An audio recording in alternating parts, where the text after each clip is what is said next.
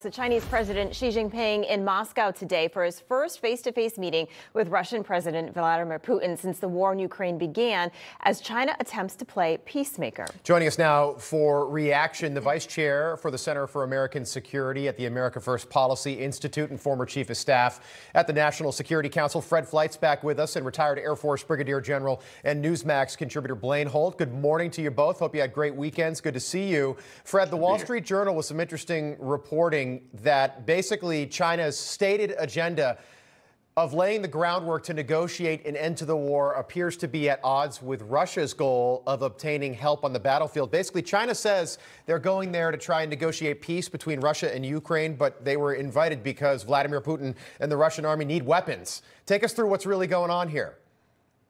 I think that's right. I think China's long-term goal is establishing a Chinese-led global order and to promote Chinese influence.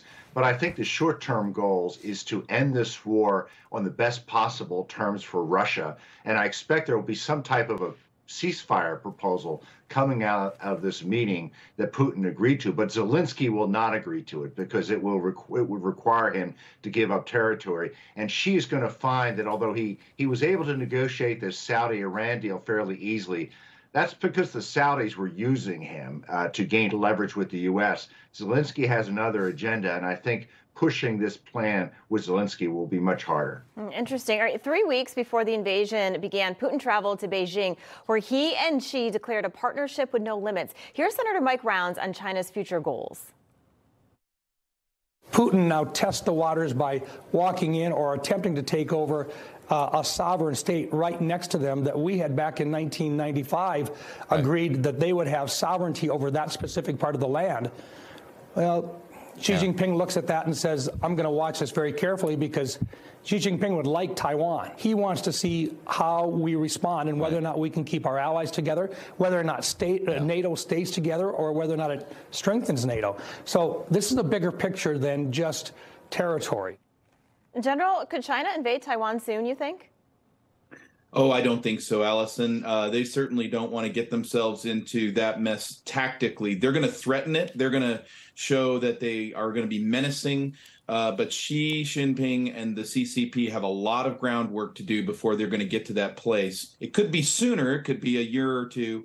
But at home, things couldn't be in more disarray in China. And that's why we see a very dangerous CCP with this adventurism on the global stage.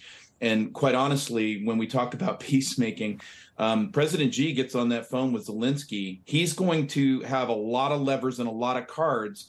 And it'll almost seem to President Zelensky like if President Xi turns Putin loose, he can up the grade of a whole lot of array of weapons that the Ukraine hasn't even seen yet. And so it's very risky for President Zelensky to be taking that call. General, just quick follow, about 15 seconds. Do you buy into this whole New World Order stuff that's being made because Putin and Xi are getting together?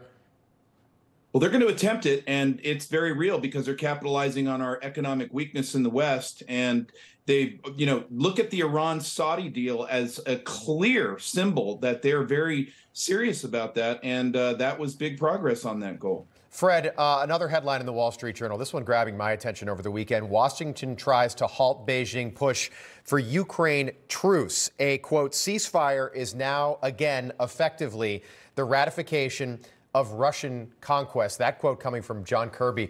Do you buy that?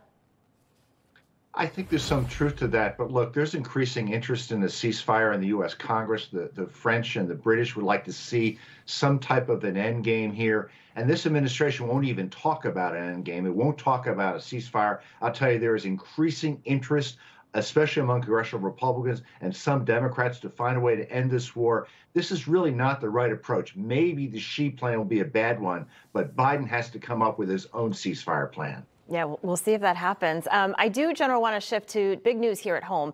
Former President Trump says he'll be arrested tomorrow. What concerns do you have about any potential unrest?